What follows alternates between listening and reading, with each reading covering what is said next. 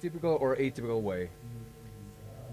This will have, in the most acute part of the optical neuritis, a different kind of study and handling of the patients. This classification will allow us to improve the visual outcome or vital outcome of the patient. When we talk about typical optical neuritis, we talk about the same one,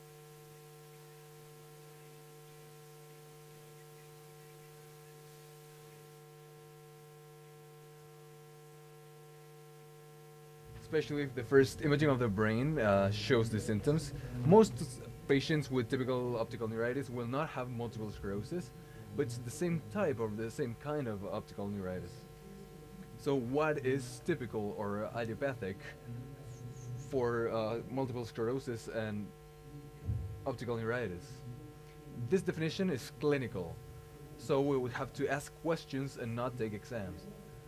The first thing is that visual loss has to be acute, not sudden, from hours to days, and we'll have periocular pain, and we have to see that it precedes the loss of vision. This pain has special characteristics. It increases with movement, especially side to side and up. Young, between 15 and 50 years old. It's more frequent in women, but it can happen in men. It's unilateral. We will find a relative efferent ocular problem. We will not run into this if it is bilateral, but if it is unilateral, we will run into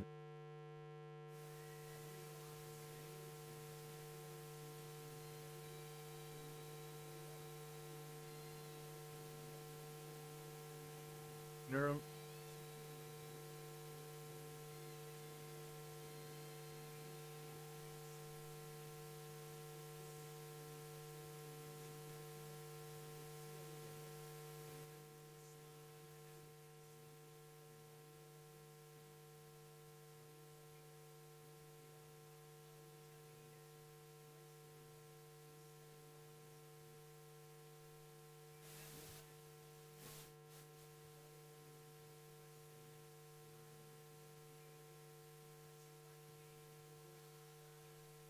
Es esto, ¿no es cierto?, donde hay un edema papila que podemos ver como sucio, grande, y además hay otras cosas asociadas, en este caso una estrella macular en una neuroretinitis.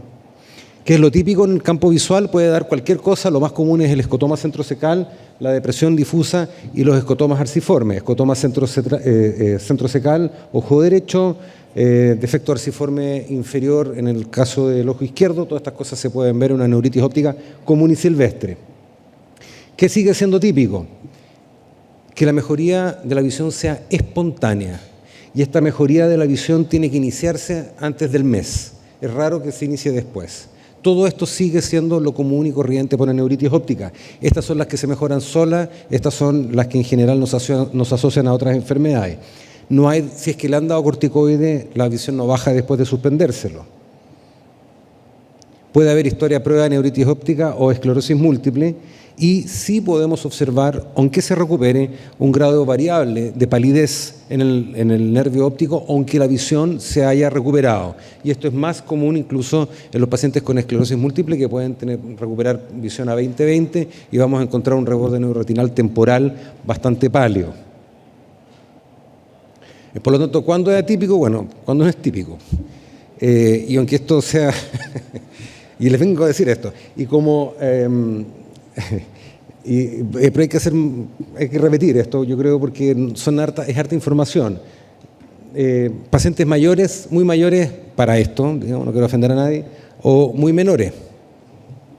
Cuando el dolor es muy intenso, o sobre todo cuando no hay dolor, o el dolor sigue por más de 2 semanas cuando ha empezado. Y aquí viene una parte que es muy importante, que tiene que ver con la visión y la bilateralidad. Cuando la visión es muy mala, es decir, es menor a 20/200, encontramos en este grupo de pacientes que tienen neuritis ópticas benignas, idiopáticas, que se van a pasar, pero es en este grupo de pacientes de malas visiones donde más va a aumentar la probabilidad de encontrar causas atípicas de neuritis óptica, como vamos a ver más adelante. Por lo tanto, que tenga muy mala visión no significa que no se va a recuperar, pero sí aumenta la probabilidad de encontrar en este set de pacientes más problemas. Si es bilateral, ya sea simultánea o bilateral secuencial, ¿no es cierto?, asincrónica, eso nos tiene que decir algo. Y que haya otros hallazgos oculares. En la neuritis óptica no hay células, no hay envainamiento, no hay un exudado, no hay una mácula rara, no hay un vítreo raro. En la neuritis óptica nunca hay esto, a no ser que sea una neuritis óptica con algo más, que puede ser. Pero una neuritis común y corriente, si ustedes ven alguna inflamación, escleritis, lo que sea, eso les tiene que hacer llamar la atención y tiene que alertarlos de que hay algo más que una simple neuritis óptica. Bien, ahora, cuando hablamos de las causas de las atípicas, entonces, nos encontramos con un grupo más o menos grande de causas, que las podemos dividir en infecciosas, donde la sífilis es la más frecuente, las inmunes no sistémicas, que en esto es lo que nos vamos a detener más rato, donde están, ¿no es cierto?, las enfermedades que vamos a hablar, que es el espectro de la neuromielitis óptica, o NMOSD, y la enfermedad que es como la nueva, ¿no es cierto?, que es la enfermedad asociada a MOG, que es mielooligodendrocitos glicoproteína. Y en las inmunes sistémicas tenemos el lupus, el Sjögren, vasculitis, sarcoidosis la dejo fuera porque en nuestro medio es muy rara, pero ahora es un poco más frecuente. La sífilis la nombré. Bien, entonces las que vamos a hablar hoy día son las neuritis ópticas asociadas a enfermedades neuroinmunológicas y que son nuestra principal preocupación en la mayoría de los casos, que son las neuritis ópticas en el contexto de la neuromielitis óptica y la neuritis óptica en el contexto de una enfermedad MOG. La neuromielitis óptica, ustedes ya la conocen, es la enfermedad de Vick, ¿no es cierto? Es la enfermedad que Lennon y McCartney, no, mentira, Lennon describió en 1994 el anticuerpo y desde entonces el diagnóstico se hace con un anticuerpo en sangre, que es el anticuerpo aquaporina 4. Esta es la enfermedad que sabemos que si no la tratamos los pacientes se quedan ciegos y quedan, ¿no es cierto?, en silla de ruedas y que requieren inmunosupresión sistémica prolongada. La novedad es la enfermedad asociada a MOG o MOGAD. ¿Qué es lo que es esta enfermedad? Esta es una condición inflamatoria desmineralizante del sistema nervioso central caracterizada por disfunción neurológica monofásica o recurrente que no cumple con criterios típicos de esclerosis múltiple u otras inflamaciones del sistema nervioso central y tiene MOG positivo. ¿Y dónde está esta enfermedad entonces? ¿Qué es lo que es esto?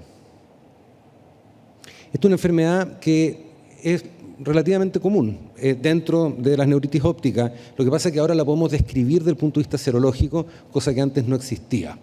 Y a diferencia de la neuromielitis óptica, que cuando aparecieron los anticuerpos rápidamente se pudo caracterizar, porque era muy claro, en el caso del MOG esto ha llevado más tiempo, porque el MOG tiene un overlap clínico mayor con esclerosis múltiple y con neuromielitis óptica. Existe una leve predominancia en las mujeres en estos pacientes y la clave para las neuritis ópticas es que son recurrentes, ¿ya? Esta enfermedad es la que da mucha recurrencia.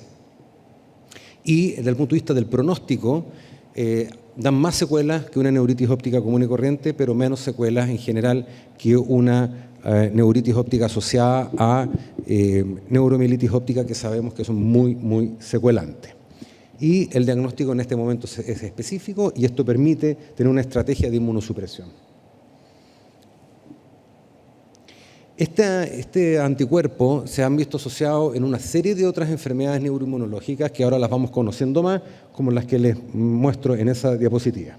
Ahora, cuando comparamos estos grupos, ¿ya? Esto puede ser un poco enredado para todos, pero tenemos que recordar, ¿no es cierto? Ay, perdón, me fui para el otro lado. Cuando comparamos en estos grupos, vemos abajo, ¿no es cierto?, la pérdida visual, que en general en la neuritis óptica la pérdida tiende a ser leve o moderada, ¿no es cierto?, la neuritis óptica típica o de esclerosis múltiple.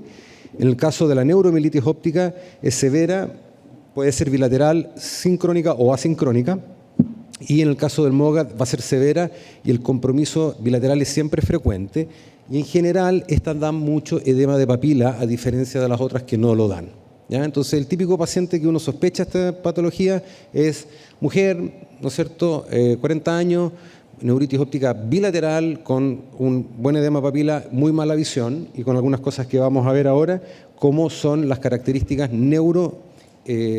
radiológicas.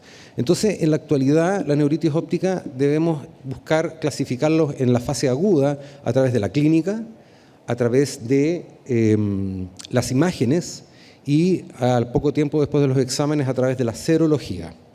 ¿Ya?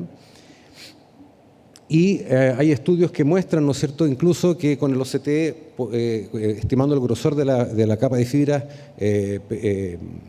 peripapilares, podemos tener cierta sensibilidad y especificidad para reconocer las neuritis ópticas del espectro MOG. Bueno, ¿cuáles son las características imagenológicas? Estos son generalidades, no siempre es así, pero la neuritis óptica, la neuromielitis óptica tiende a dar compromiso, como dijimos, bilateral, puede ser asincrónico, y este compromiso tiende a ser más extenso y más posterior. En el caso del MOG, este compromiso tiende a ser más orbitario, puede ser extenso pero más orbitario, no tan posterior, y además da compromiso de la vaina y a veces de la grasa orbitaria adyacente al nervio. Y en el caso de la neuritis óptica idiopática o de la esclerosis múltiple, tiende a ser segmentos más cortos, en general es más anterior y es unilateral.